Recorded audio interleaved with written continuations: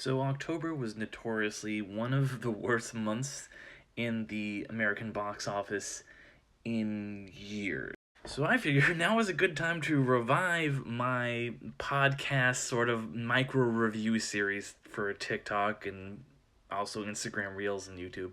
I wanted to talk about a movie that is coming out now on VOD. I saw it back in theaters. I was one of the few apparently. And that's The Long Walk. And this is based on the Stephen King novella or short story. I'm not a huge King guy, but I've seen a lot of adaptations of his work, ranging from some of the best movies of all time to some real schlock and everything in between. And everything in between pretty much sums up what is happening in this movie. Overall, there was some stuff that I did not like about this film, but there was some pretty great stuff too. I'll start with the not so great.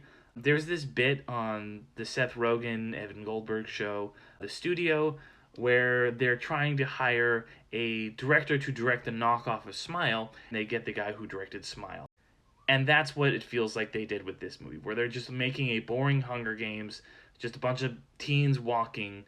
Who did get to do it? Francis Lawrence, the guy who directed every Hunger Games movie except for the first one. King fans, don't come for me. I know that the novella predates the Hunger Games by a long time, but this movie was clearly made because the Hunger Games movies were a hit. And it's pretty boring. There's a lot of just teens shitting in the street. This is a lot of just walking. Nothing really happens in the movie. It's this movie about a fascistic state, which I'm sure a lot of us can relate to, but it doesn't really, it addresses it, but it doesn't really feel like it gets to any conclusions about it. But what I absolutely love about the movie is the interplay between the characters.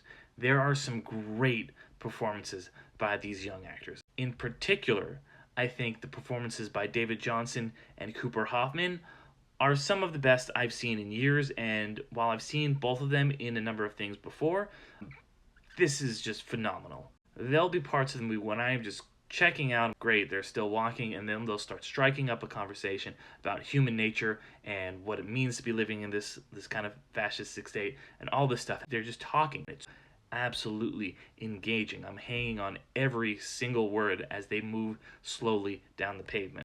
Anyway, I'm Derek McDuff. This has been MicroDose. You can also find some more long-form content by looking up Underrated Movie Podcast anywhere. Thanks.